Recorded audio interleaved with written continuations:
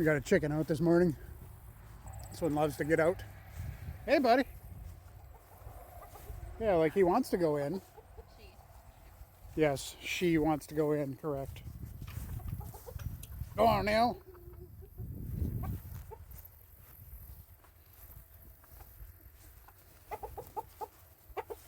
There you go. Right, in you are. Yeah, all the way in. How's everybody doing this morning?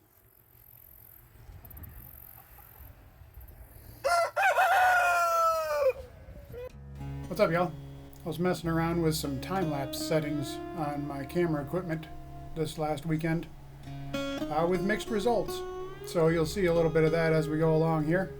We inherited this large ornamental garden bed running around the north and west side of our house that was completely overgrown. So we've been slowly filling it in with plants that we get for cheap or free. Roberta's aunt is making some changes to her garden, so she let us come in and basically dig up whatever we wanted to take. So we spent Saturday transplanting a bunch of hostas and echinacea and peonies and autumn joys. Man, look at all those weeds. I spent hours weeding the whole bed earlier this summer, but more just took over. The plan now is to just crowd them out with plants that we actually want to look at. We don't use chemicals of any kind here on the homestead. Try to keep things as natural as possible at all times.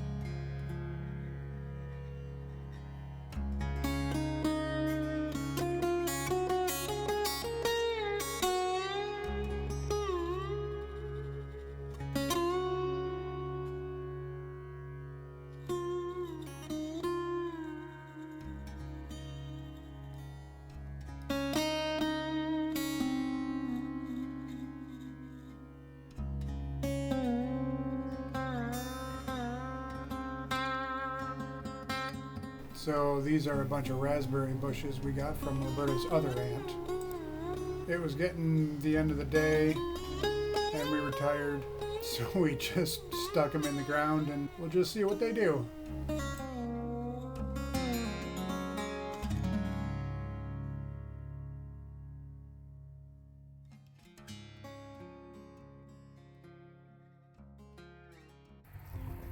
one in there.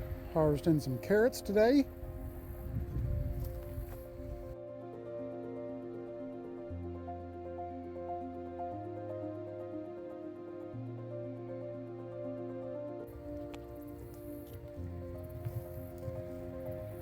That ain't bad. Ooh.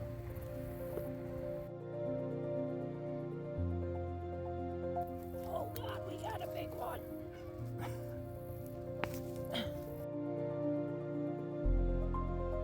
That's a nice one. There we go. Oh God, Oh geez. it's a mutant. All right.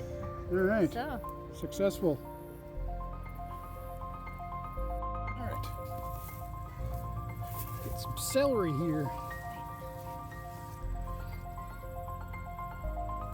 Should just be able to pull it right out of the ground.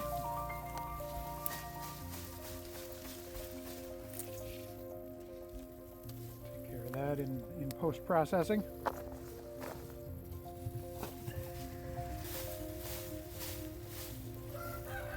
Celery. Celery complete. I've got this outdoor washing station that I set up, mainly so we can clean produce before we bring it inside. And it works really well. At some point I want to get one of those overhead sprayers that they use in commercial kitchen dish pits. That'd be pretty cool. So here I'm trimming off the leaves of the celery and then washing it. Now I'm cleaning all the carrots. This station is just some 2x4s, an old utility sink, and then some hardware cloth that I stapled to the top, and that makes a good drying rack.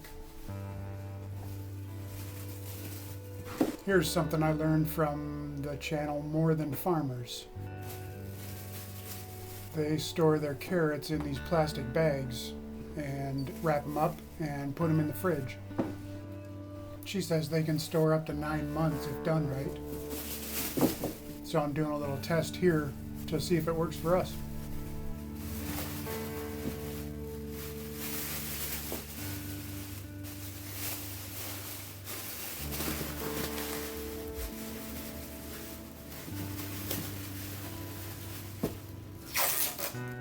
I should have grabbed packing tape to seal this up, but I had the painter's tape handy and we were running low on time. I switched it a couple days later and made it right.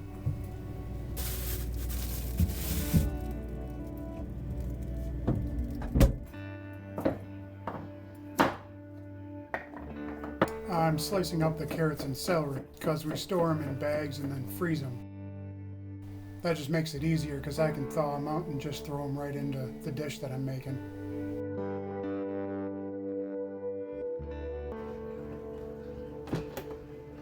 This is the vacuum sealer we use to store items in the freezer. We don't do any canning yet. Most of our preservation utilizes the freezer.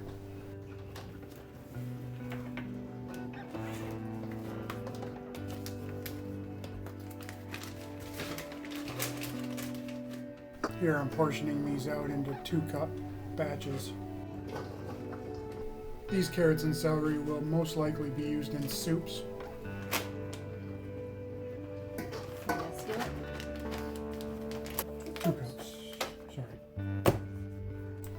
And 2 cups of each is perfect for a big batch of whatever I make. This process works much better with 2 people.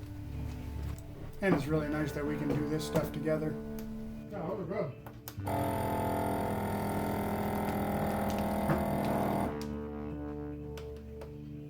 Once these are all vacuum sealed, we'll throw them in the freezer.